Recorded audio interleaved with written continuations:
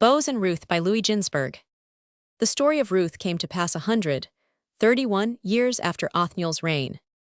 Conditions in Palestine were of such a nature that if a judge said to a man, "Remove the mote from thine eye," his reply was, "Do thou remove the beam from thine own." 32 To chastise the Israelites, God sent down them one of the 10 seasons of famine which he had ordained, as disciplinary measures for mankind, from the creation of the world until the advent of Messiah.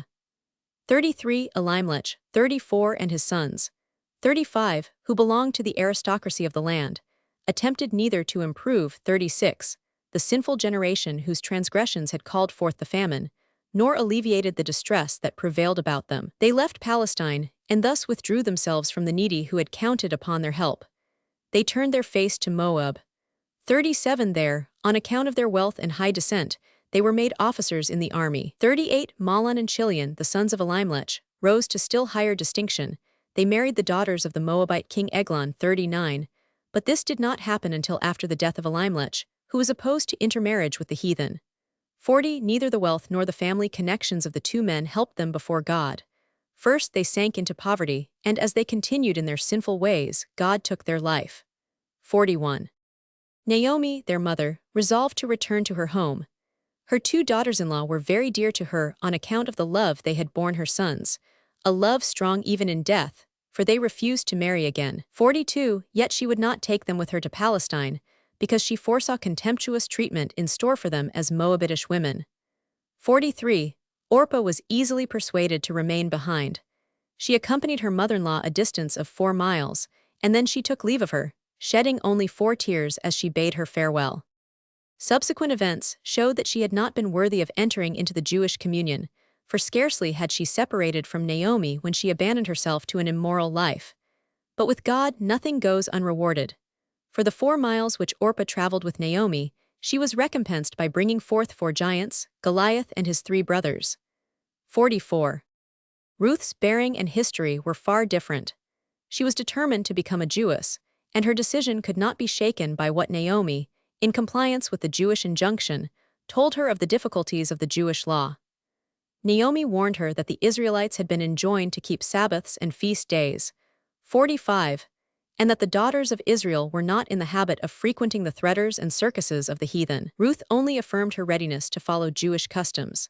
46 And when Naomi said, "We have one Torah, one law, one command, the eternal our God is one, there is none beside him," Ruth answered, "Thy people shall be my people, thy God my God." 47 So the 2 women journeyed together to Bethlehem. They arrived there on the very day on which the wife of Boaz was buried, and the concourse assembled for the funeral saw Naomi as she returned to her home.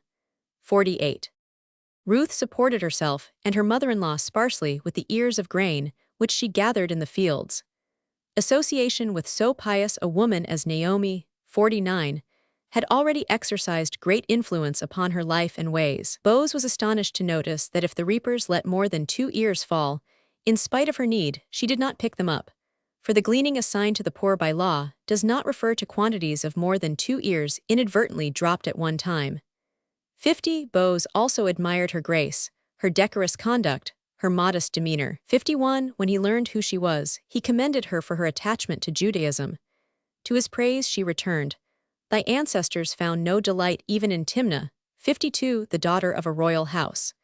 "As for me, I am a member of a low people, abominated by thy God, and excluded from the assembly of Israel." For the moment Boaz failed to recollect the halakha bearing on the Moabites and Ammonites.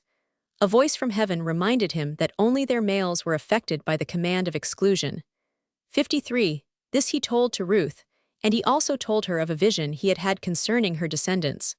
For the sake of the good she had done to her mother-in-law, kings and prophets would spring from her womb. Boaz showed kindness not only to Ruth and Naomi, but also to their dead.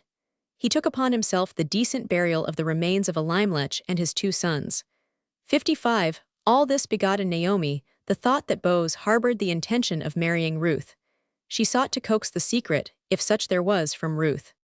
The moral conditions in those days were very reprehensible. Though Boaz was highborn and a man of substance, yet he slept on the thrashing floor, so that his presence might act as a check upon profligacy. In the midst of his sleep, Boaz was startled to find someone next to him.